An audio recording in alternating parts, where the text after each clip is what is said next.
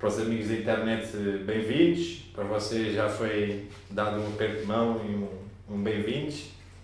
E pronto, e vamos continuar aqui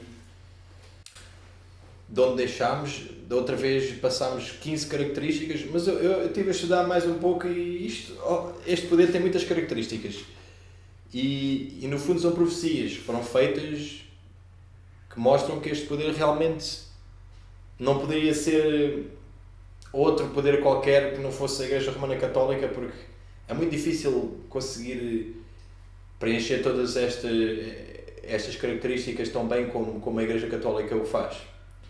E vamos ver mais umas características e depois vamos ler um pouco do Apocalipse 13, que é o meio mesmo, o ponto central mesmo do livro do Apocalipse, mais importante para mim, um dos capítulos mais importantes de toda a Bíblia. Porquê? Porque obviamente a Bíblia é toda importante, mas é a verdade presente para o nosso tempo. É o Apocalipse 13, onde fala da marca da besta, da imagem da besta, a marca da besta que vai ser posta sobre as pessoas que vão adorar a besta e entregar-se, ou que a sua mente, que é na testa, que simboliza a testa, ou na mão direita simboliza os seus atos. Não é nenhum chip que vai ser posto nem na mão nem na testa. Isto é claríssimo, mas a gente, vamos lá chegar, se Deus quiser. Acho que para a próxima semana vamos ver realmente que o chip, ou seja, um código de barras, não é a marca da besta de forma alguma. Se a gente formos a 2 Tessalonicenses, dá aqui mais umas luzes a nós que nos deixam outra vez sem dúvidas que o papado realmente preenche todas estas características.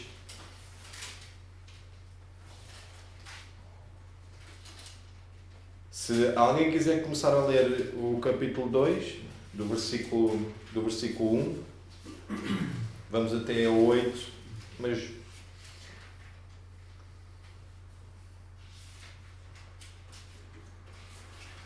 porque vós, irmãos, sabeis pessoalmente que a nossa estada entre vós não se tornou infrutífera. Mas, apesar de maltratados e ultrajados... Manuel, Não é esse? Não. é Capítulo 2, versículo... 2 Tessalonicenses. Ah, é segunda. Sim. Desculpa. Irmãos do Espírito Santo. Pode ler então, cara, se quiser. Irmãos, no que diz respeito à vinda de nosso Senhor Jesus Cristo e à nossa reunião com Ele, nós vos exortamos a que não vos movais da vossa mente, ou não vos desvie da nossa mente, com facilidade, nem vos perturbeis, quer por espírito, quer por palavra, quer por epístola, como se procedesse de nós, supondo tenha chegado o dia do Senhor. Ok. Vamos aqui. Esta é a segunda carta de Paulo a Tessalónica, aos Tessalonicenses. E ele aqui está a alertar eles, para eles terem cuidado, para eles não... Aqui no versículo 2 diz que não vos movais facilmente do vosso entendimento, nem vos perturbeis, quer por espírito, quer por palavra, quer por epístola, como de nós, como se fosse de nós, como se o dia de Cristo estivesse já perto. Então ele está a dizer, vocês não se perturbem, tenham calma, não acreditem que o dia de Jesus está já perto. Não está. Porquê? Porque haviam pessoas a dizer que isto era o que estava a acontecer, que Jesus havia de vir muito em breve. E ele também falou, se a gente for à primeira carta de Tessalonicenses, no capítulo 5, ele volta a dar aqui outra vez um alerta a eles da vinda do Senhor. Se alguém quiser ler do versículo 1, capítulo 5. Irmãos, relativamente aos tempos e às épocas, não há necessidade de que eu vos escreva, Pois vós mesmos estáis inteirados com precisão que o dia do Senhor vem como ladrão de noite. Quando andarem dizendo paz e segurança, eis que sobrevirá repentina destruição, como bem as dores de parto aqui está para dar à luz, e de nenhum modo escaparão. Sim.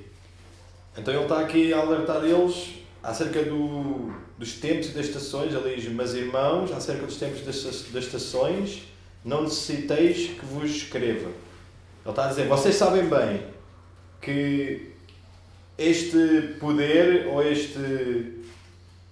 Ele depois fala deste poder, mas ele está a falar do tempo de Jesus, a vinda de Jesus não vai vir antes que algo aconteça. Ele depois fala isso, mas ele tinha falado a eles por palavras. Ele aqui está a dizer: não é necessário que eu vos escreva, porque eu já vos expliquei isto.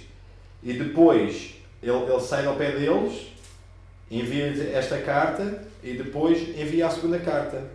E ele diz claramente que, pois que quando disserem a paz e segurança, então lhes sobrevirá repentina destruição. Isto é uma das características do fim dos tempos, em que o mundo inteiro vai estar em paz e segurança. E aparentemente paz e segurança. Então ele envia-lhes esta carta, e então há entre o grupo em Tessalónica que começam a dizer entre eles que Jesus haveria de vir muito em breve. Então ele depois envia-lhes a segunda carta, a explicar que não é bem assim. E então, como a Manuela já leu, até o 2, e depois no 3 diz: ninguém de maneira alguma vos engane.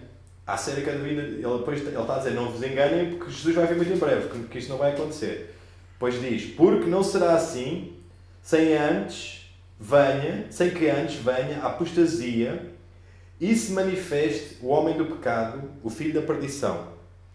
Então, Paulo está a dizer: vocês não se perturbem, tenham calma, eu já vos expliquei isto, mas entre eles havia pessoas que estavam a dizer que Jesus haveria de vir muito em breve.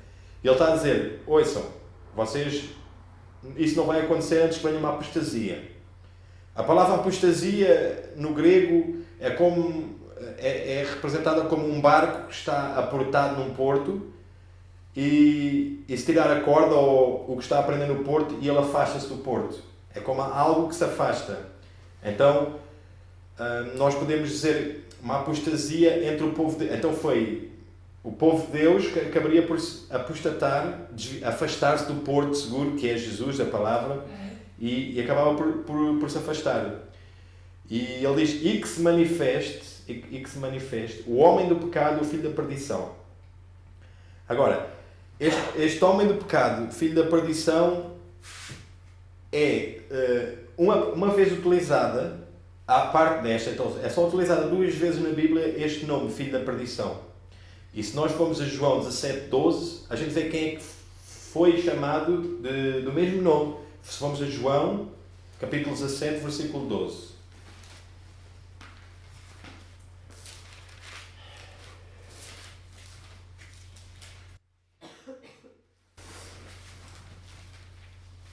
Já estamos lá? Então, eu vou ler.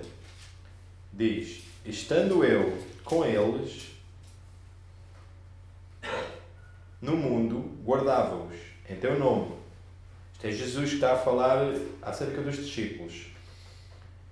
Tenho guardado aqueles que tu me deste, e nenhum deles se perdeu, senão o filho da perdição, para que a Escritura se cumprisse. Ok? Quem é que foi, de todos os apóstolos, discípulos, o único que se perdeu? Judas Iscariotes. Judas Iscariotes, exatamente. Ele é chamado filho da perdição aqui por Jesus. Então, mais um pouco à frente, Paulo usa esta mesma expressão para chamar desse tal homem, esse homem do pecado, que ia ser também chamado de filho da perdição. E qual é que é as características de Judas? Judas andou 3 anos e meio com Jesus. 3 anos e meio. 3 anos e meio com Jesus, fazia-se passar por um cristão. Fazia-se tesoureiro. Ele era o tesoureiro de Jesus, Era exatamente. Exatamente. Ele fazia-se passar por um cristão, Mas no fundo, o que é que ele fez? Traiu Jesus, certo? Traiu Jesus. Muito bem. Traiu. Exatamente. Então, este homem que Paulo fala aqui em 2 Tessalonicenses vai ser uma pessoa que vai ser cristã, Falso. falso, e acaba por trair Jesus, o nome de Jesus. Ok. E podemos ver aqui o que é que Judas faz, uma das características, o que é que ele era. Se formos a João 12, se formos a João 12, do 4, começamos no 4.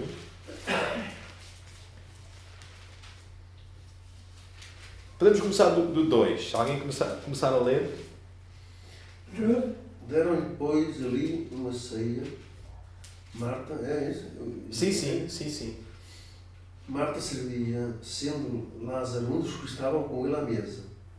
Então Maria, tomando Uma uma libra. libra de bálsamo de nardo puro, muito precioso, ungiu os pés de Jesus e os enxugou com os seus cabelos e encheu-se toda a casa com o perfume do bálsamo.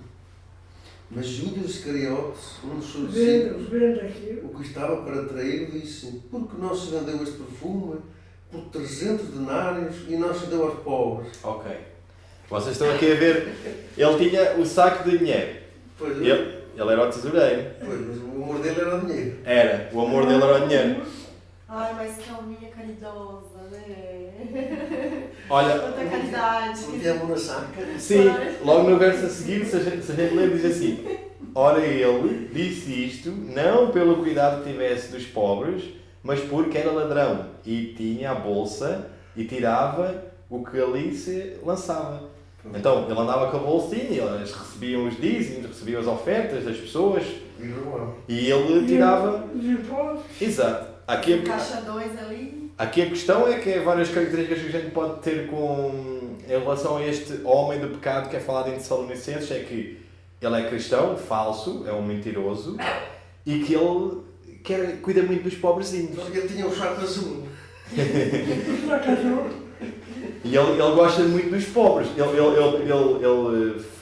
Ele usa-se dos pobres, então ele usa-se dos pobres para alcançar o objetivo dele, que é pôr dinheiro ao bolso e ser ladrão e continuar assim. Então nós vemos estas características. Então, Ele, de palavras, falava muito bem, mas a ideia dele não eram os pobres. Não é? não, A ideia dele era o dinheiro. exato, ele era um falso, um hipócrita, o qual Dissimulado, né? exato, um dissimulado. Ele usava-se dos pobres para chegar aos seus objetivos, para chegar onde ele queria. Então ele usava-se dos pobres. Os pobres. E este homem, que fala Paulo, que é o homem do pecado, o filho da perdição, usa estas técnicas também. Que é, ele também camufla-se, ele disfarça-se de cristão, de uma pessoa piedosa. Ele tem que cativar as pessoas. Exato. E depois acaba por também apelar aos pobres e pretender que está a querer ajudar os pobres para chegar aos seus objetivos. É o mesmo. Então, exato. Vamos agora um pouco. Vamos avançar um pouco e vamos até a primeira carta de João, que também tem aqui umas coincidências, uns paralelos que a gente pode fazer em relação a seguir a Pedro. Então no caso do Judas Iscariotes no Sim. momento atual, né? Seria o tipo também do O Judas é um tipo, um antítipo que é esse. A gente sabe, estamos a falar da Igreja Católica, este homem do pecado era o Bispo de Roma, o Papa, que se haveria de levantar. E ele, dizendo ser Deus, blasfemando de Deus, pretendendo ser cristão e usando dos pobres, vamos já ver como ele se usa dos pobres para chegar ao seu destino, ao seu objetivo. Então vamos a João, 1 de João. E o nome Anticristo aparece só uma vez em toda a Bíblia. E é aqui que João que fala Anticristo. E ele fala de um específico Anticristo e fala em Anticristos, no plural. Já lá chegamos. 1 de João, capítulo 2. Primeira carta de João, capítulo 2. Estamos lá? Então, Se alguém quiser ler, a partir do 18. Do 18? Eu achei que era a partir do 4. Tá, vamos lá. Filhinhos, já é a última hora. Já é a última hora. E como ouvistes que vem o anticristo... Para. Aqui ele está a falar de um anticristo. Ele diz assim, vem o anticristo. Então ele está a falar como ouviste. Então, o que acontecia? Os discípulos, os apóstolos, sabiam bem e ensinavam que haveria de vir o anticristo. Isto representa o bispo de Roma. Em profecia há sempre várias aplicações para uma profecia. Então, aqui nós sabemos que retrata esse tal homem do pecado, o fim da perdição que havia de vir, mas também o próprio Satanás que há de vir, muito em breve, para se impressionar, fazer a impressão de Jesus Cristo. Ele há de vir e tentar fazer a exata vinda de Jesus uma contrafação. Então, vamos continuar. Podes ler outra vez do 18, se faz favor.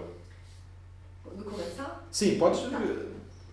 Filhinhos, já é a última hora. Já é a última hora.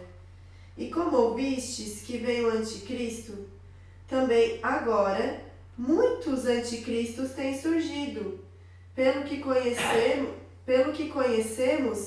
que é a última hora. Continua? Podes ler o 19. Eles saíram de nosso meio, entretanto não eram dos nossos, porque se tivessem sido dos nossos, teriam permanecido conosco. Todavia, eles se foram para que ficasse manifesto que nenhum deles é dos nossos. Ok. Agora reparem que ele diz, saíram de nós, mas não eram de nós.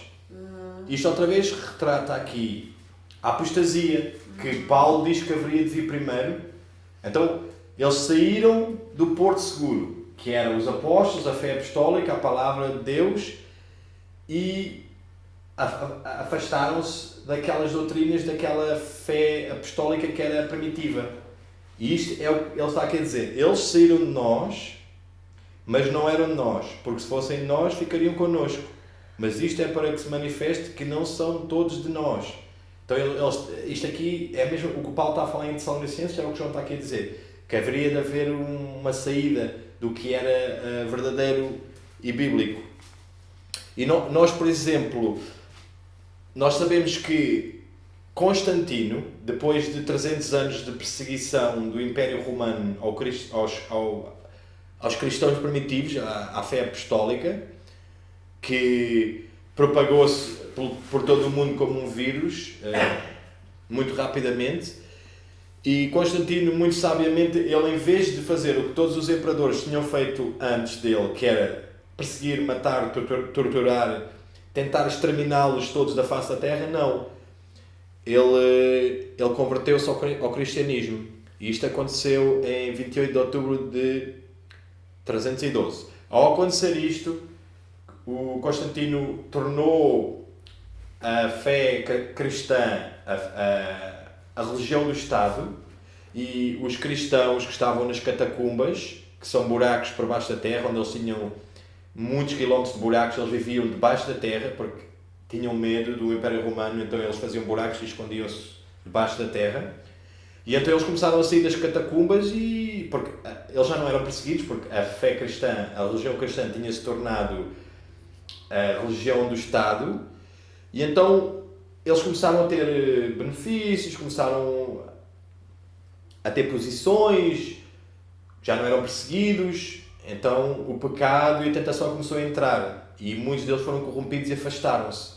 Mas obviamente houve sempre o povo de Deus que se manteve fiel e viu que isto tudo estava a acontecer, e viu que era a profecia, que era a apostasia, que era o afastamento do que era verdade. E esta é a apostasia. Então está aqui a acontecer. Ao fim de 300 anos, de Paulo, mais ou menos de Paulo ter escrito em Tessalonicenses, que haveria de haver uma apostasia, o homem do pecado, cerca de 300 anos depois, a apostasia começa com a conversão, suposta conversão de Constantino. Os historiadores sabem que ele nunca se converteu verdadeiramente, Ele foi só uma fachada para manter o Império unido, porque o Império tinha problemas e a religião foi usada para manter o Império unido.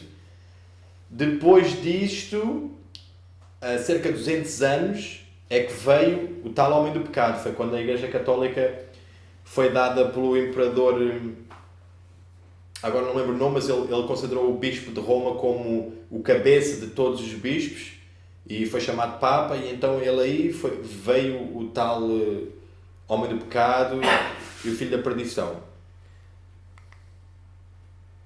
E aqui é um bocado da encíclica do Papa que ele escreveu o ano passado, que muitos dos governantes mundiais têm como o livro de mesa de cabeceira, e todos leem e todos gostam muito da encíclica do Bispo de Roma, que fala muito sobre o aquecimento global e obviamente sobre os pobres também, e então ele começa a falar sobre várias coisas, sobre o ambiente e como é que nós precisamos cuidar do ambiente, e depois ele acaba ao fim da encíclica a falar que o sábado, mas ele depois diz que o sábado é o domingo, e a Eucaristia é muito importante para tudo isto. E então ele diz que o planeta tem que descansar a um dia, porque é muito importante para a família, para os pobres e para a economia, para tudo, para o planeta. E ele obviamente diz que é o sábado que ele diz que é o sábado católico, é o domingo. E ele aqui em baixo depois diz também: assim o dia de descanso, que é o domingo, não é o sábado, porque ele não considera o sábado como o dia de descanso, cujo centro é a Eucaristia, difunde a sua luz sobre a semana inteira, e encoraja-nos a assumir o cuidado da natureza e dos pobres. E este homem é muito pelos pobres. Lá está o Judas Iscariotes. Este é o antitipo, é o tal... Não, e também diz aí, como está no sábado, para que descanse o teu boi, o teu jumento, e também foi o filho da tua serva e o estrangeiro. Portanto, ele foi buscar coisas do sábado. Mas percebes? Para descansar no mundo. Ele diz assim, como o sábado dos judeus... Não está aqui nesta. Perdão. Como foi o sábado dos judeus, logo aí está mal. O sábado não é dos judeus, o sábado é de Deus, é o dia do Senhor. É dia do Senhor. É o dia do Senhor, não é o dia dos judeus. Antes de existirem judeus, já existia sábado. Adão e Eva guardaram o sábado. Adão e Eva guardaram o sábado antes deles ter sido dada a lei no Monte Sinai. Eles começaram a receber o maná e foi dito a Moisés para apanhar durante 6 dias e ao 7º não apanhar. E diz lá que é o dia Não apanhar porque não havia. Não havia, porque era o dia de descanso. E para eles não fazerem trabalho, nem para cozerem o pão, nem nada disso. Então... E Deus, para mostrar que para eles obedecerem, que na sexta podiam apanhar para 2 dias, se ele durante a semana apanhasse para 2 dias, ele criava bicho. Exato. Mas à sexta, já no sábado, estava bom. Apanhávamos na sexta, fim de semana. Exato, apanhava na sexta, para o sábado e para a sexta. Tinha que apanhar para 2 vezes. Então podemos continuar a ler de 2 Tessalonicenses, mais um pouco aqui. Mas para a frente tem coisas muito importantes. Sim, tem coisas interessantes. Do 4, se alguém quiser ler a partir do 4. Aqui diz que o qual se opõe e se levanta contra tudo o que se chama Deus, ou é objeto de culto, a ponto de assentar-se no santuário de Deus, ostentando-se como se fosse o próprio Deus. Exato. Não me reveio que ainda convosco eu costumava dizer-vos estas coisas, e agora sabeis o que eu tenho, para que ele seja revelado somente em ocasião própria. Ok. Então, aqui o que é que, mais uma vez, tem aqui umas características deste homem do pecado, este... Segunda. Segunda Tessalonicenses, a partir do 4. 2:4. Exato. Então diz aqui que ele se opõe e se levanta contra tudo o que se chama Deus ou se adora, de sorte que se assentará ainda não estava assentado no tempo deles, então ele haveria de vir e iria-se assentar. Como Deus, no templo de Deus, querendo parecer Deus. Então, a gente já vimos que este homem, que é o bispo de Roma, nas outras características que ele faz blasfêmias contra Deus, nós vimos que blasfêmias é alguém dizer que pode perdoar pecados ou dizer que é próprio Deus. Eu dizer que eu sou Deus. Isso é uma blasfêmia contra Deus. E ele, para mexer nos ensinamentos de Deus, não é? Ele rasgou o segundo mandamento e rasgou o quarto. Há pessoas que dizem que ele transformou o quarto em terceiro, no outro, mas não. Ele rasgou o quarto e fez um novo para ele. Não é? Sim. Portanto, ele virou-se contra Deus. Sim. Não aceitou o que Deus fez. Não, e ele, lá está, para alguém mexer na lei de Deus, foi escrita pelo dedo de Deus, a única coisa que Deus não confiou em nenhum homem, ele, mais uma vez, ele está a dizer que ele é Deus e que tem o poder de mudar o que Deus fez. Então aqui vê-se que este homem, querendo parecer Deus, ele quer parecer Deus. Tal como Satanás, é uma das características. Satanás quer pôr o seu trono acima do trono de Deus. Ele quer também adoração. Ele queria ser adorado. Ele, Mas ele enganou-se com o número da porta. Ele rasgou o segundo, rasgou o quarto, fez um novo que é o domingo, não é? Ir à missa, ao domingo, descer de Santo de Guarda. E no nono também fez um novo, que foi ao 10º, tirou parte dele, que era... dividiu. Não começarás a mulher, ele pôs no nono não, desejarás a mulher. Desejar e começar é o mesmo. Portanto, ele mexeu na lei de Deus, que achou que ela está mal feita, e ele como ele é mais... É mais sábio. É mais sábio. É mais sábio. É um Deus mais sábio, não é? Pois. Então, nós mais uma vez vemos o quê? Que este homem Patético. é muito patético. Um mero mortal, ele quer se fazer passar por Deus. Não vimos as citações de vários papas anteriores a este, onde eles dizem que são Deus na Terra, que eles têm tanto poder como Deus, e agora este homem não diz que é Deus por palavras em público, mas ele faz pelas práticas dele. Faz tal e qual como faziam os reis, o rei do Egito, que dizia que ele era Deus vivo, o Nabucodonosor, não é? Exato. Portanto, ele intitula-se o Deus vivo. E qual é aquela passagem que mostra que Deus está sentado no trono branco, Então, guardado por isto é... querubins? Mas ele tinha vários mais para outros reis, que também põe 2 querubins, Não, eu queria ver uma passagem que mostra certinho É claro. o que ele está imitando. Aqui em Apocalipse 20, a partir do 11, São só aqueles dois anos inteiros do céu.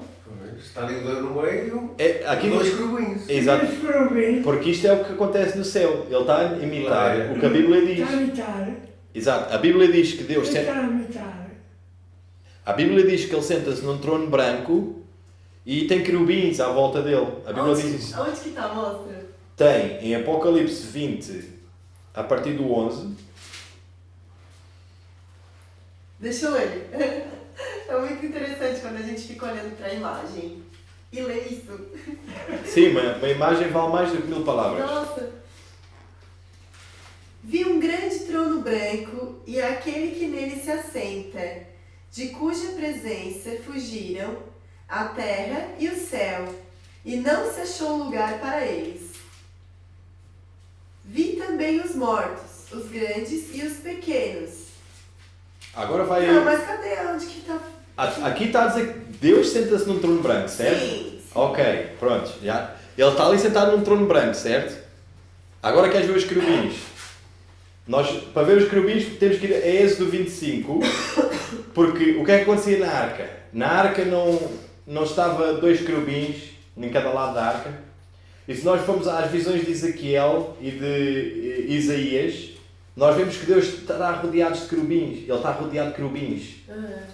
No trono existem 4 seres com caras diferentes e andam sempre ali, estão sempre ao lado de Deus e têm várias asas, são os querubins. Mas se formos a Êxodo 25, fala o que é que foi dito a Moisés. o que é que foi dito a Moisés para fazer? Do 17 diz assim: também farás um propiciatório de ouro, e o seu comprimento 2 côvados e meio, e a sua largura 1 côvado. E farás também 2 querubins de ouro, de ouro batido os farás nas 2 extremidades do propiciatório. E depois, se formos ao 22, Êxodo 25, 22, diz: e ali virei a ti e falarei contigo de cima do propiciatório, do meio dos querubins. Então, em inglês está escrito The Mercy Seat, o assento de misericórdia. Então, Deus assenta-se ali e tem os 2 querubins, é o trono, aquele é o trono de Deus. E tem como base a lei, os 10 mandamentos, porque a lei e os 10 mandamentos estavam dentro da arca. Então isto é tudo uma representação do que se passa no céu. Deus está sentado num trono com 2 querubins e o trono é branco, vimos em Apocalipse 20. E este homem, Ai, que ridículo. descaradamente, diz ser Deus pelas suas atitudes. Ele faz um trono branco, mete 2 querubins de pedra, de madeira, seja do que for, Pintadinho de dourado. e faz passar por Deus. Ok. Vestido de branco, que é por isso. Exato, vestido branco, porque Jesus... Que Deus desanimado, né? Então, Aborrecido.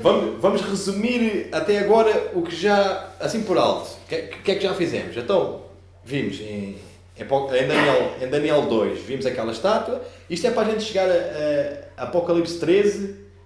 E aí, quando a gente chegar a Apocalipse 13, depois de termos estas bases, estes fundamentos, nós vamos entender o que está lá escrito. Se nós não tivermos isto, a gente nunca vai entender o que está lá escrito. Não vamos chegar lá e dizer, o chip vai ser posto na testa, a N vai ser posto na mão direita. Não pode ser assim. A Bíblia tem todo um contexto. A Bíblia interliga-se toda. Ela foi escrita por 40 autores, escritores, porque o autor é Deus. E tem 66 livros. O autor é Deus, mas Deus utilizou 40 homens diferentes, em diferentes épocas, separados por centenas de anos, muitos deles, e todos eles, o pensamento, a linha de raciocínio vai, e o tipo de palavras e de códigos que eles utilizam, todos encaixam uns nos outros. Nós então não podemos chegar ao Apocalipse e separá-lo dos outros livros, especialmente Daniel. Então aqui vemos que estudámos isto, a cabeça de ouro era a Babilónia, depois tinha a Grécia, os Medos Persas, vimos isto tudo. Lá está, tem a Babilónia, os Medos Persas, a Grécia. Vimos que o último império era Roma. Roma já foi extinta, a Roma Imperial, há muito tempo. Então nós estamos mesmo no fim da linha, porque nós sabemos que isto é uma linha do tempo. E depois a pedra que era cortada numa montanha sem mãos representa Jesus Cristo e o fim do mundo. Ok. Depois vimos no outro sonho que Daniel teve que havia um leão, que era um reino, havia um urso, que era outro reino, havia um leopardo de 4 cabeças, que era outro reino, havia um monstro muito terrível, do qual depois saíram 10 chifres e posteriormente saiu o chifre pequeno que arrancou 3 ao sair. E depois vimos que havia ligação entre essa estátua e os metais e os animais, havia ligação. Por exemplo, uma delas era os 10 dedos dos pés e aquele monstro terrível tinha 10 chifres. E vimos que foi a separação do Império de Roma, que foi a separação que se tornou a Europa. Depois vimos as características deste poder do Anticristo. E uma delas, a primeira era que saía dentre os 10, depois da divisão do Império Romano em 476 DC. A outra que era um reino pequeno, a outra que era, ao ser formada, arranca 3 dos 10. A outra era um reino localizado na Europa. A outra característica era teria um homem carismático como líder. A outra seria diferente de todos os outros reinos. A outra fará blasfémias contra Deus. A outra seria fará a guerra contra o povo de Deus. A outra seria cuidará de mudar os tempos e a lei. A outra seria reinar supremo por 1260 anos. A outra seria um poder mundial político e religioso, um poder romano, veste-se púrpura escarlato. Os reis da terra darão o poder a esta besta, a este poder.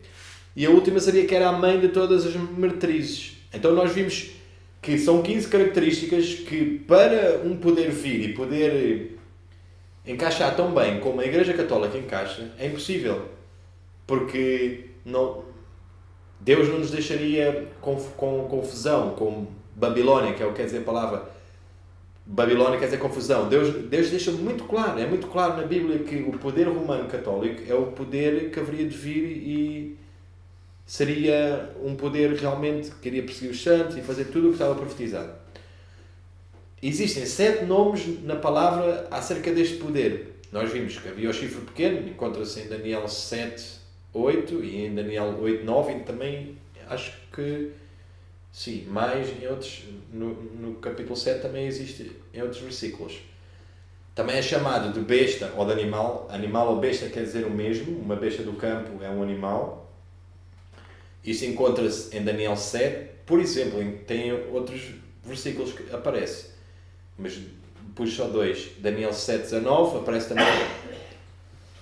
Também estou com trações, Besta o animal é o poderoso. Um rei poderoso, não é? Sim, é que há pessoas que a gente... poder ou um reino? Há pessoas que a gente diz, mas em Daniel aparece animal, não aparece besta. Mas uma besta é um animal. É a mesma coisa. Em inglês aparece beast e aparece nos dois. Que é uma besta, é um animal. Eu sei que há pessoas que chamam bestas às pessoas, mas no fundo está a chamar animal a uma pessoa. Se chama besta a alguém, que não o faço, claro, mas estaria a chamar animal. Ele também é chamado de rei. E esta aqui é bom a gente ver, se formos a Daniel 8, 23.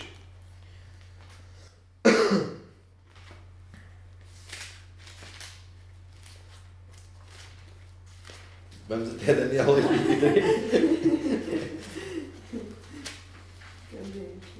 Vocês estão com sono hoje? Não é isso. É que, sei lá,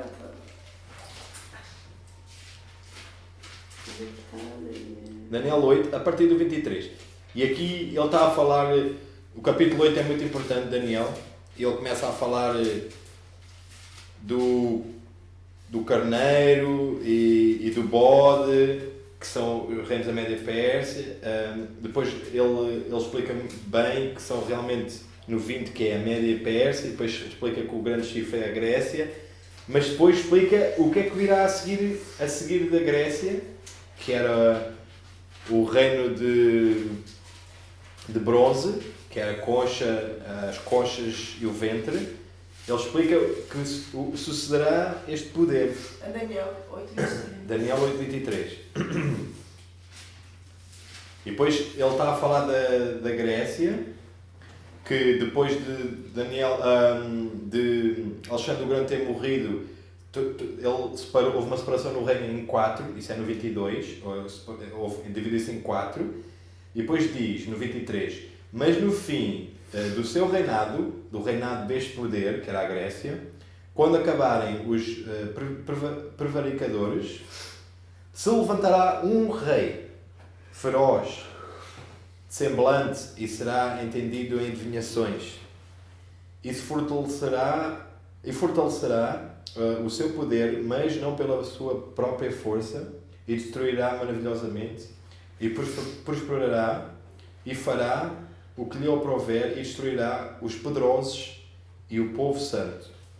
E pelo seu entendimento também fará prosperar o engano na sua mão, e no seu coração se engrandecerá, e destruirá muitos que vivem em segurança, e se levantará contra o príncipe dos príncipes, mas sem mão será quebrado. Isto aqui está a falar deste poder que haveria de vir a seguir da Grécia. E há aqui coisas interessantes, por exemplo, quando diz, e destruirá muitos que vivem em segurança. Em inglês está um pouco melhor traduzido, diz assim, pela segurança ele destruirá a muitos. Então, ele prefere segurança e quer dar a parecer segurança às pessoas, paz e segurança, mas por causa disso ele destrói a muitos. Na minha versão está escrito destruirá muitos que vivem despreocupadamente. Por quê?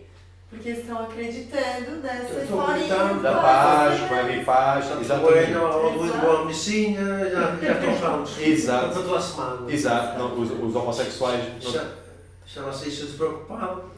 Aborto, homossexuais. Mas as pessoas basta ir à missa. Transgêneros. Fico sentindo. Todos serão salvos, lá está. As pessoas estão confiantes no que este poder diz, que ele tem autoridade para dizer estas coisas. Fico sentindo. Uma missa já não tem completo de vir. E depois diz: e se levantará contra o príncipe dos príncipes. A gente sabe que o príncipe é Jesus Cristo, o príncipe dos príncipes. E depois diz: mas sem mão será quebrado. Nós sabemos que a pedra em Daniel 2 diz que é cortada uma pedra de um monte sem mãos. E essa pedra vai e bate nos pés e destrói tudo. Destrói toda a estátua que representa todos aqueles impérios, e o mundo, de facto, representa a vida de Jesus, e que a sua glória maravilhosa, ele destruirá todos os que não confiam nele, infelizmente. Então vemos que isto é um poder que vai reinar até ao fim do mundo, porque quando diz aqui, mas sem mão será quebrado, é uma alusão ao que foi dito em Daniel 2, que esta pedra iria ser cortada sem mão da montanha. Se formos lá, só para... Aonde está, Daniel? Daniel 2. Mas também está aqui, em 24, uma frase que chama muita atenção. Porque é-nos dito que é um cordeiro, não é? É um lobo com a pele de cordeiro. E aqui, em 8:24, diz que por sua astúcia, nos seus empreendimentos, quer dizer, nos seus enganos, não é? Fará prosperar o engano. Sim. Pronto, ele faz do engano a verdade. Sim. Exatamente. Com a sua astúcia, a sua... Pronto, como ele é uma pessoa muito importante, toda a gente o ama, não é? Então ele, com esse engano todo, as pessoas andam contra a palavra do Senhor e acreditam que estão certinhas, e não querem ouvir a palavra do Senhor. Lá está aquela alusão a Judas Iscariotes. Ele dizia ser um cristão e queria ajudar os pobres, e enganava as pessoas. Mas realmente é uma ovelha que ninguém quer no seu rebanho. Já viu que quando tiver fome, ele lá. Olha, se nós formos, aqui vemos aqui Daniel 2? Daniel 2, a partir, pode ser do 45, fala desta pedra que é cortada sem mãos. A gente sabe que é, diz assim, do 45, Daniel 2, 45, diz: da maneira que viste que do monte foi cortada uma pedra sem auxílio de mãos, e ela esmiuçou o ferro, o bronze, o barro, a prata e o ouro, o grande Deus fez saber ao rei o que há de ser depois disto. Então, ele está a dizer, está a explicar ao rei que esta pedra iria ser cortada sem mãos de um grande monte. Aqui sem mãos representa que não tem mãos, não é nada feito por homens. Isto é divino, este trabalho é divino. É Jesus Cristo na sua segunda vinda, e é destruir este poder que vai ser estabelecido na terra. E diz então, este rei que se há de levantar em Daniel 8, a partir do 23 até ao 25, ele é o rei, e é o reino que há de durar até sem mão será quebrado, até ser quebrado sem mão, até esta pedra vir e destruí-lo. Ok. Era só para nós vermos, porque muitas pessoas esquecem-se, porque um dos nomes, obviamente, se é um reino, ele é um rei, obviamente também, porque a besta, nós sabemos, ou o chifre representam reinos, a Bíblia diz isso claramente. Então ele também é chamado por rei, também é chamado por filho da perdição, homem do pecado, já vimos isto, também é chamado pelo anticristo, também já vimos isto. Também já vimos que há uma mulher prostituta em Apocalipse 17 que se senta sobre uma besta e ela está a beber do sangue do cálice e está embebedada do sangue dos santos. Isto aparece em Apocalipse 17, do 1 ao 3 e também posteriormente. E também o nome de Babilónia. Também é chamado este poder, em Apocalipse 18, 2, também é chamada de Babilónia. Ok. Nós agora podemos entrar no Apocalipse, no capítulo 13, e vamos indo pouco a pouco, porque agora nós já temos uma base para entender estas coisas que estão a ser ditas em Apocalipse 13. Se nós lá formos, se alguém quiser começar a ler, Apocalipse 13. sim, no Apocalipse 13. Vi emergir do mar uma besta que tinha 10 chifres e 7 cabeças, e sobre os chifres 10 diademas, e sobre as cabeças nomes de blasfêmia. Ok. Agora devemos já tentar decifrar, porque isto aqui, quer dizer, eu pus-me sobre a areia do mar e vi subir do mar uma besta. Então, a gente sabe que não há nenhuma besta que sobe do mar, isto é tudo simbólico, é tudo... a Bíblia está aqui a usar uma linguagem simbólica. Figurativa. Mar quer dizer muita gente. Exato, nós vimos isto noutra vez, podemos ir lá outra vez, está em Apocalipse 17:15, diz que é isso mesmo. A Bíblia, o segredo para estudar a Bíblia é que a Bíblia explica-se ela própria. Não sou eu que vou dizer o que é mar. A Bíblia é que diz o que é mar. É que ensino. A Bíblia é que ensina-nos a nós, não somos nós que dizemos o que é as coisas. Está escrito aqui. É o Espírito Santo que nos ensina. Claro que sim. Falou-me ainda, as águas que viste, onde a meretriz está assentada, são povos, multidões, nações e línguas. Perceberam? As águas são povos, multidões, nações e línguas. Águas, mar é feito de águas. Então quando diz que esta besta sai do mar, sai das águas. Esta besta sai de uma zona muito populosa, não é? A gente já tínhamos visto isto na outra vez, que ela saía de um sítio onde havia muita população. E nós sabemos que em 470, 500 anos depois de Jesus morrer, DC, 470 DC, foi quando esta besta oficialmente surgiu. Nós sabemos que a Europa era o sítio onde havia mais concentração de povos, línguas e nações. Então, aqui a dizer que a besta nós já vimos o que é. A besta é um poder, é um reino, e nós vimos que é a Igreja Católica, vimos as características. Então, a Igreja Católica sai da Europa, foi formada em Roma, na Itália, no meio dos povos, línguas e nações. Mas diz que é uma besta. Nós temos que ver uma coisa, porque aqui diz que é uma besta. Uma besta é diferente da igreja, porque o que é representado como igreja na Bíblia? É uma mulher. Exato. Então aqui está a ser uma besta. Uma fera. Exato. Aqui, e depois diz que tem 7 cabeças e tem 10 chifres. E sobre os seus chifres 10 diademas, 10 coroas. E sobre as suas cabeças o nome de blasfémia. Então agora temos que ver o que é que são. A besta não... A Igreja Católica é formada por quê? Por um Estado e por uma Igreja. Então é uma fusão dos dois. Nós temos que ter isto em atenção, porque aqui está a dizer que é uma besta e não é uma mulher. Mas nós sabemos que no Apocalipse 17 que a mulher senta-se sobre a besta. E se eu me sento sobre um cavalo, se eu estou sentado num cavalo, quem é que tem domínio? Eu tenho domínio porque eu estou em cima do cavalo, eu estou a dominar o cavalo. O cavalo é uma besta. Mas aqui o que é que acontece?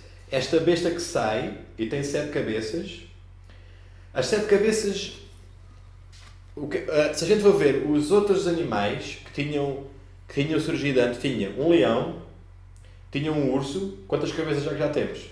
2. Tinha um leopardo 3. e tinha um monstro terrível, 4 cabeças. Mas quantas cabeças tinha o leopardo?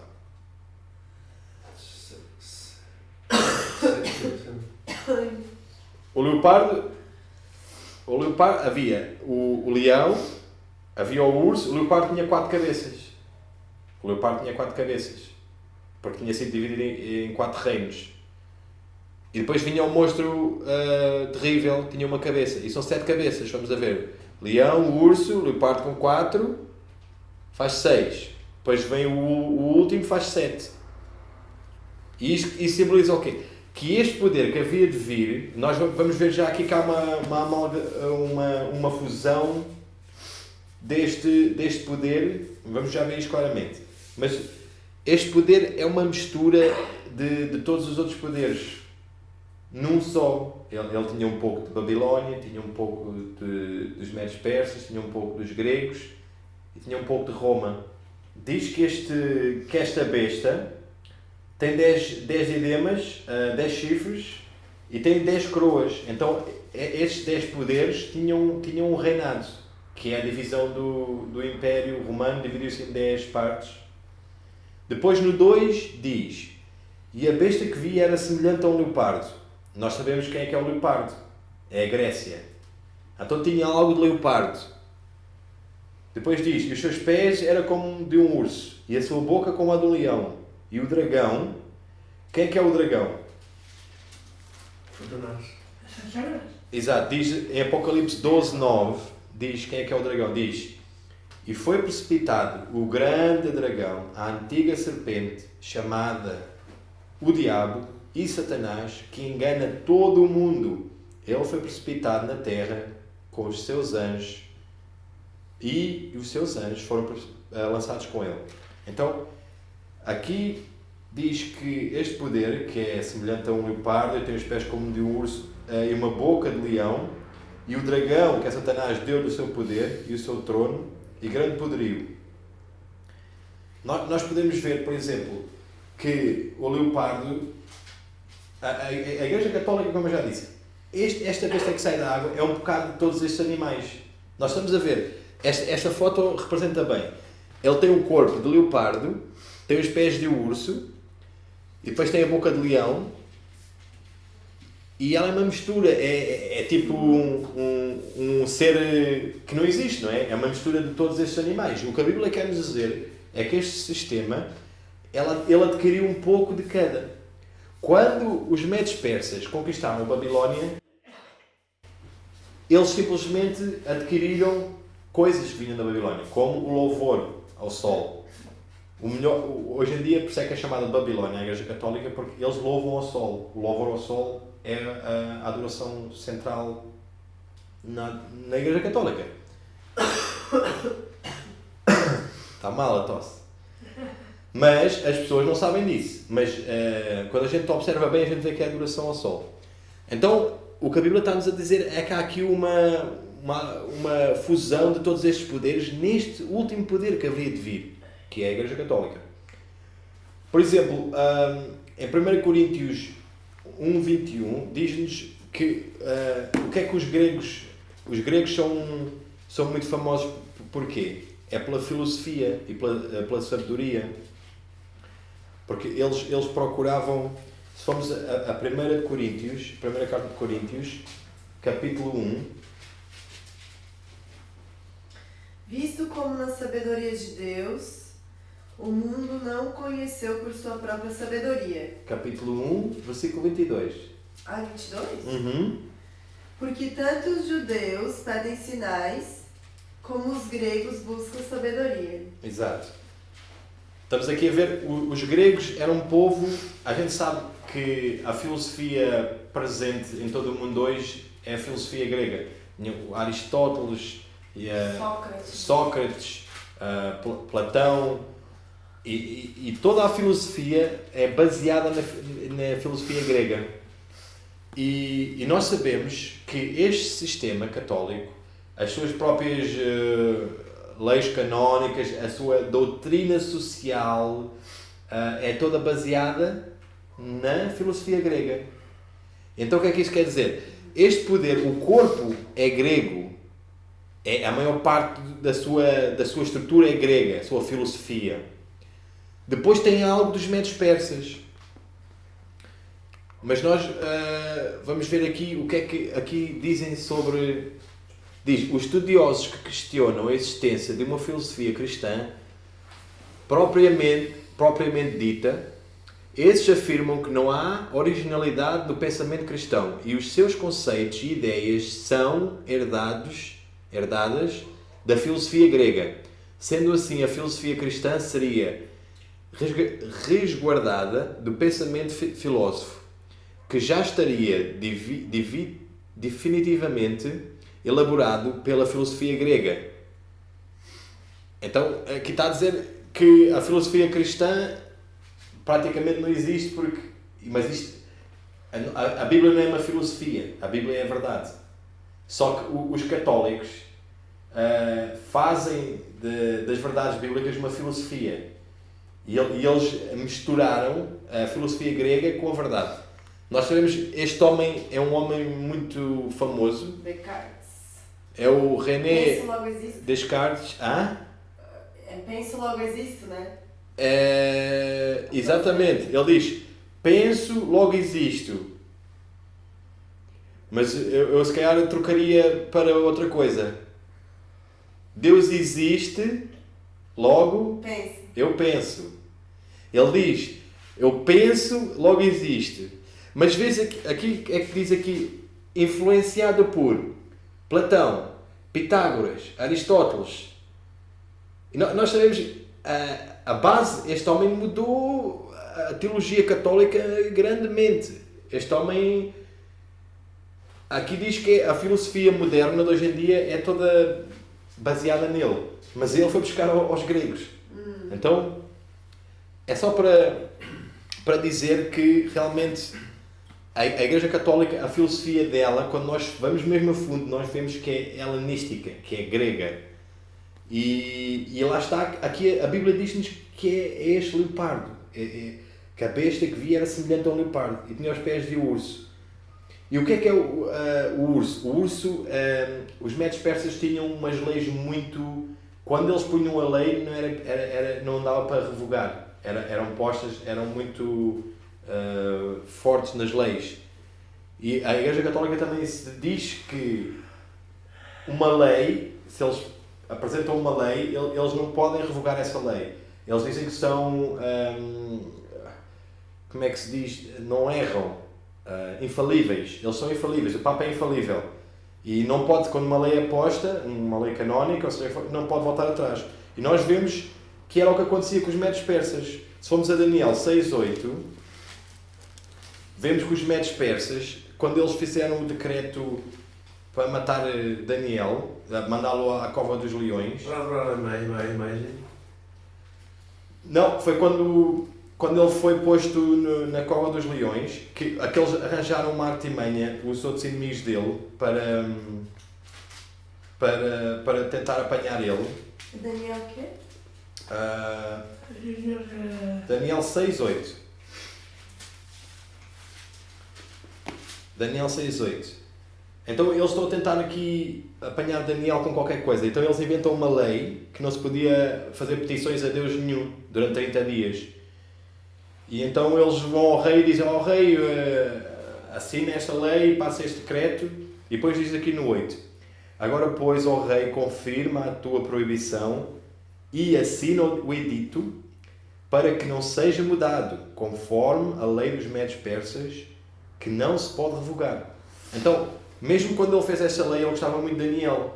Ele sabia que Daniel não tinha culpa de nada e não merecia aquilo, só que ele não podia revogar. Não, mas isto foi uma lei que todos eram obrigados a adorar a imagem que eles fizeram.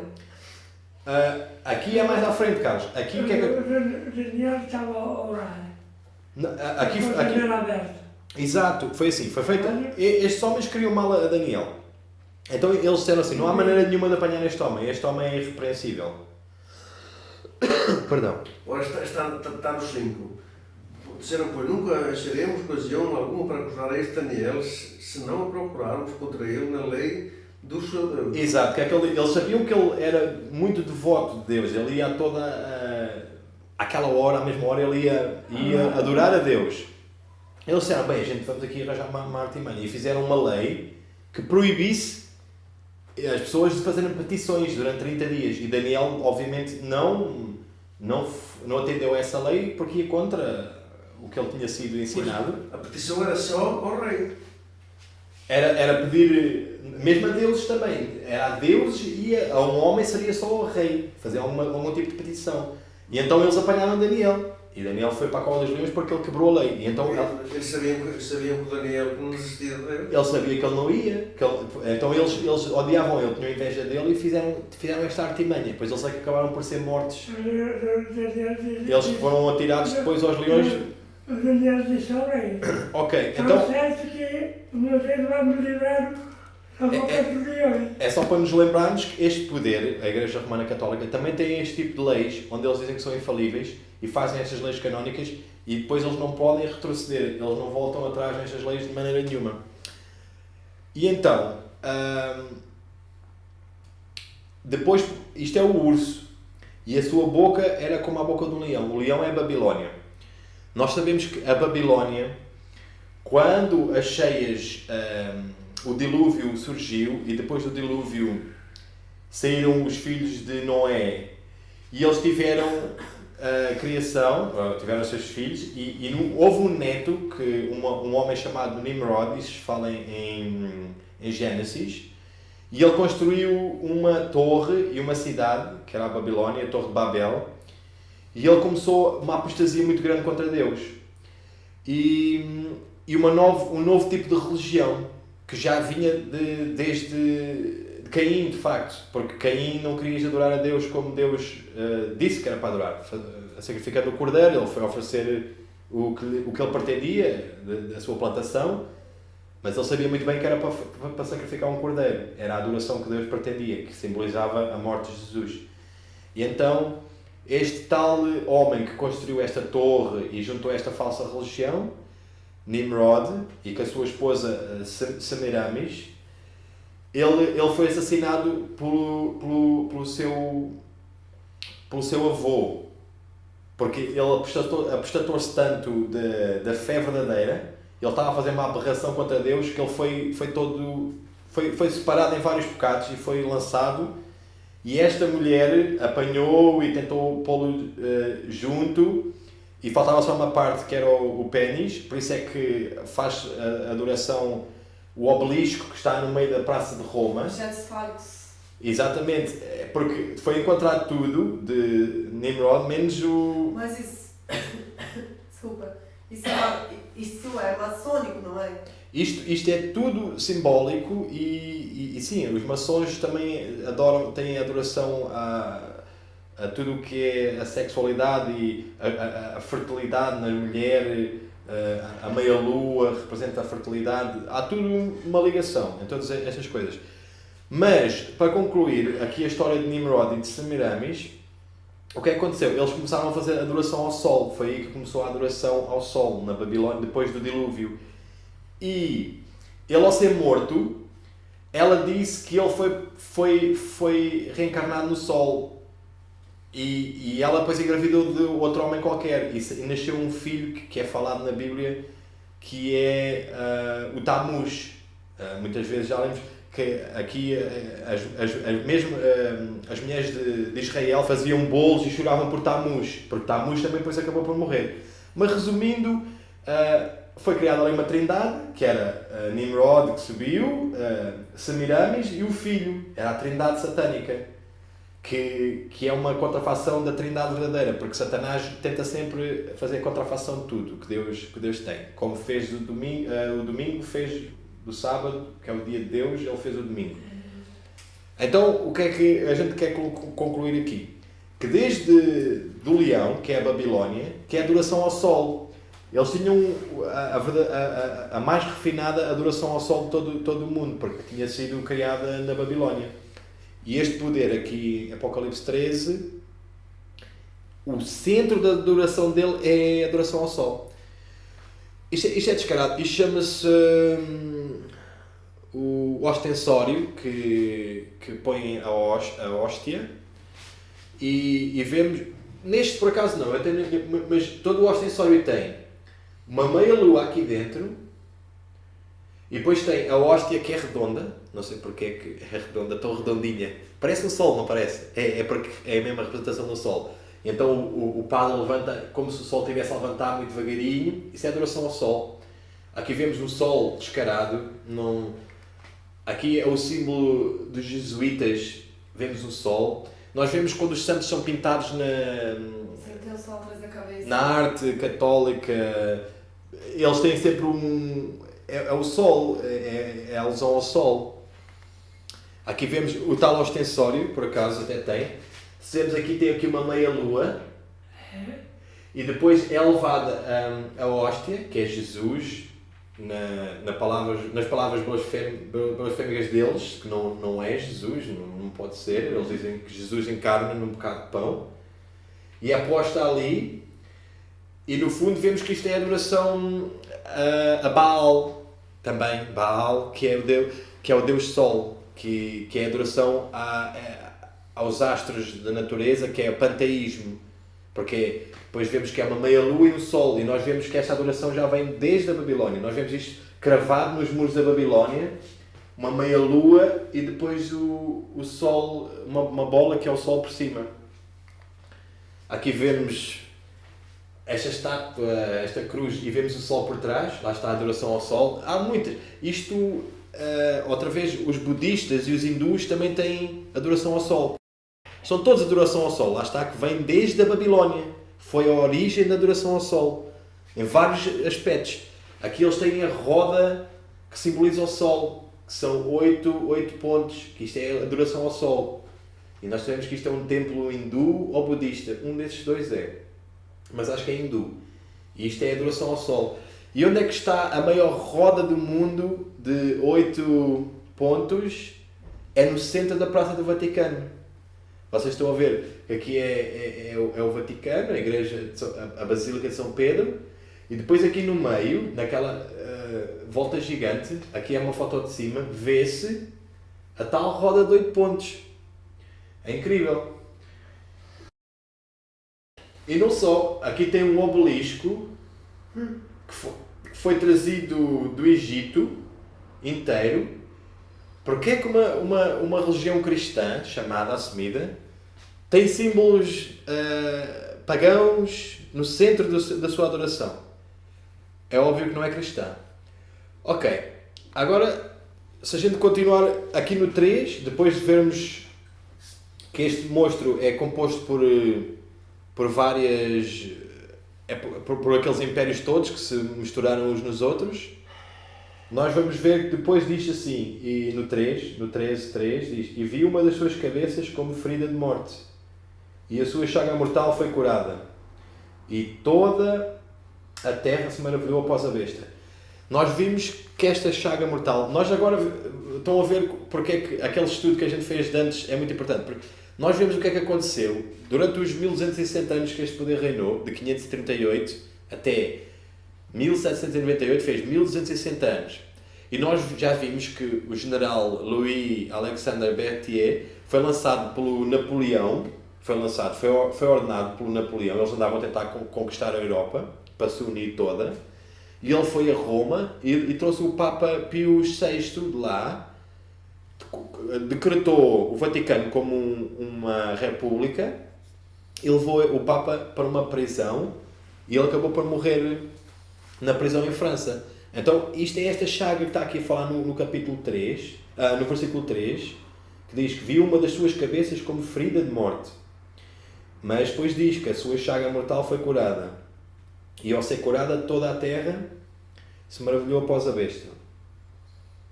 Então, nós podemos dizer que aqui há uma divisão do tempo. Está muito mal a tosse. Até esta besta ser ferida, quando ela foi ferida, obviamente nós sabemos que foi em 1798, quando o general... E ela foi ferida na sua parte política, porque a Igreja Católica perdeu o seu poderio político em 1798. Depois disto, nós podemos ver que há uma outra fase, que é quando esta chaga for curada, que isto ainda não aconteceu. Esta parte ainda não aconteceu. Porquê? Porque diz assim, que esta chaga iria ser curada e toda a terra se maravilhou após a besta. E depois diz assim, e adoraram o dragão. Quem é que é o dragão? Nós já vimos quem é que é o dragão.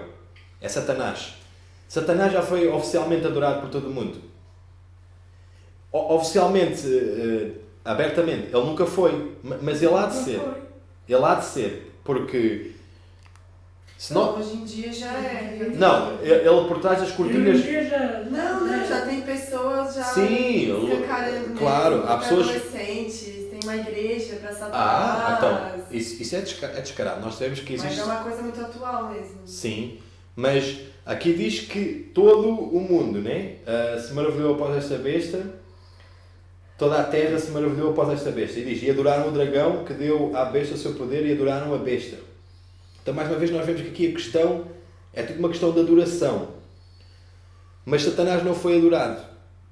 Nem a chaga ainda foi curada. Porque se a chaga da Igreja Católica já tivesse sido curada, eu não estaria aqui. Eu teria que estar num monte qualquer, ou numa catacumba. Perdão. Porque realmente, se Roma tivesse a chaga curada, ela estaria o seu poder de perseguição de volta. Ok, mas vamos ver aqui a questão, porque é que isto já é depois da chaga ser curada. A chaga está quase a ser curada, porque nós vemos a Igreja Romana Católica a vir com todo o seu poder outra vez e a querer dominar o mundo. Nós vimos aquela notícia na semana passada que os líderes da União Europeia querem dar o poder, querem que ele seja líder da União Europeia. Nós sabemos que Apocalipse 17 diz que isso vai acontecer mundialmente, que todo o mundo vai dar o poder à besta. Vai para a semana, não é? Lá, ele? É dia 24. 24 de março. Exato, eles vão se reunir e... Consegues ler? O apóstolo João ouviu em visão uma grande voz no céu, exclamando: Ai dos que habitam na terra e no mar, porque o diabo desceu a vós, e tem grande ira, sabendo que já tem pouco tempo. Apocalipse 12, 12. Terríveis são as cenas que provocam esta exclamação da voz celestial. A ira de Satanás aumenta à medida em que o tempo se abrevia, e a sua obra de engano e destruição atingirá o auge no tempo de angústia. O grande conflito, 623, 3. Terríveis cenas de caráter sobrenatural logo se manifestarão nos céus, como indício do poder dos demônios, operadores de prodígios. Os espíritos diabólicos sairão aos reis da terra e ao mundo inteiro, para segurá-los no engano e forçá-los a se unirem a Satanás em sua última luta contra o governo do céu. Mediante estes agentes, serão enganados tanto governantes como súditos. Levantar-se-ão pessoas pretendendo ser o próprio Cristo e reclamando título e culto que pertencem ao Redentor do mundo. Efetuarão maravilhosos prodígios de cura, afirmando terem recebido do céu revelações que contradizem o testemunho das Escrituras. O grande conflito, 624, 1. Como ato culminante no grande drama do engano, o próprio Satanás personificará Cristo. A Igreja tem há muito tempo professado considerar o advento do Salvador como a realização de suas esperanças. Assim, o grande enganador fará parecer que Cristo veio. Em várias partes da terra, Satanás se manifestará entre os homens como um ser majestoso, com um brilho deslumbrante, assemelhando-se à descrição do Filho de Deus dada por João no Apocalipse, capítulo 1, 13, 15. A glória que o cerca não é excedida por coisa alguma que os olhos mortais já tenham contemplado. Ressoa nos ares a aclamação de triunfo. Cristo veio! Cristo veio! O povo se prostra em adoração diante dele, enquanto este ergue as mãos sobre eles, pronuncia uma bênção. Assim como Cristo abençoava seus discípulos quando aqui na terra esteve. Sua voz é meiga e branda, cheia de melodia. Em tom manso e compassivo, apresenta algumas das mesmas verdades celestiais e cheias de graça que o Salvador proferia. cura as moléstias do povo e então, em seu pretenso caráter de Cristo, alega ter mudado o sábado para o domingo, ordenando a todos que santifiquem o dia que ele abençoou. Declara que aqueles que persistem em santificar o sétimo dia estão blasfemando de seu nome, pela recusa de ouvirem seus anjos, a eles enviados com a luz e a verdade. É este o poderoso engano, quase invencível. Semelhantes aos samaritanos que foram enganados por Simão Mago, as multidões, desde o menor até o maior, dão crédito a esses enganos, dizendo: esta é a grande virtude de Deus. Atos 8, 10, o grande conflito, 624, 2. Então, o que eu quero dizer aqui é assim, aqui há coisas que nós devemos tomar muita atenção, porque vai haver uma série de acontecimentos. Primeiro os demónios vão vir e eles vão se fazer impressionar. Ela não é, aqui não fala muito sobre isso, não especifica, mas ela neste livro ela especifica muito bem que os demónios vão vir e eles vão dizer que a lei do sábado foi mudada para o domingo. Depois, muito antes da lei dominical ser implementada, Satanás irá fazer-se passar por Cristo. Literalmente, ele vai se encarnar num corpo, o próprio Satanás, e ele vai se fazer passar por Cristo. Mas tem graça que ele diz depois, cura as moléstias, no seu pertence caráter de Cristo, e alega ter mudado o sábado para o domingo, ordenando a todos que santifiquem o dia que ele abençoou.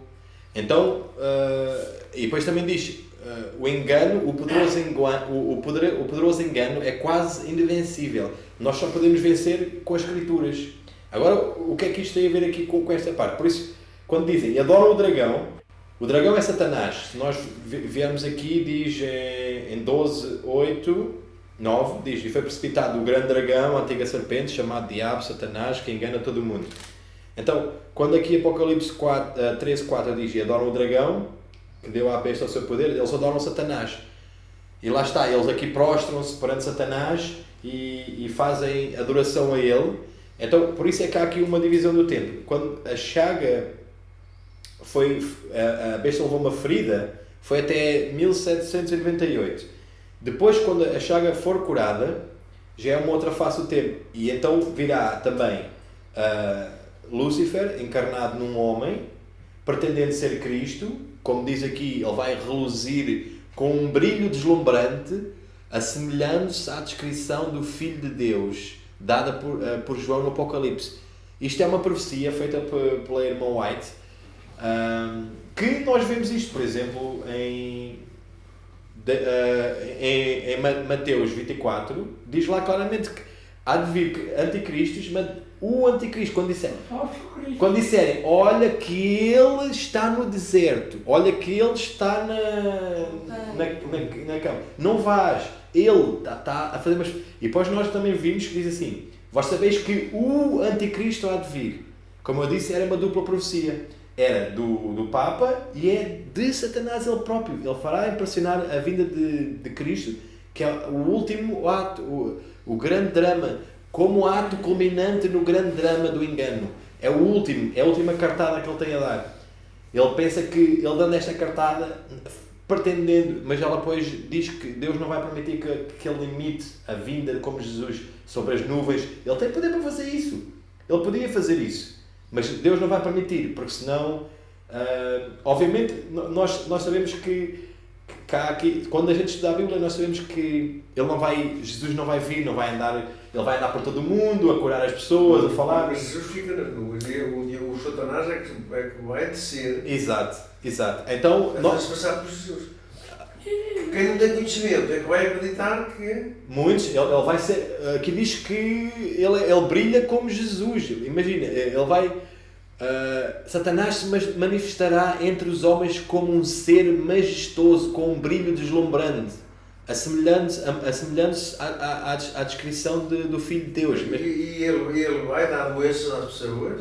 Exato, e depois curas. Depois Foi cura. Exato. E Ele já é está claro aqui na terra, ele já foi tirado por aqui para a terra.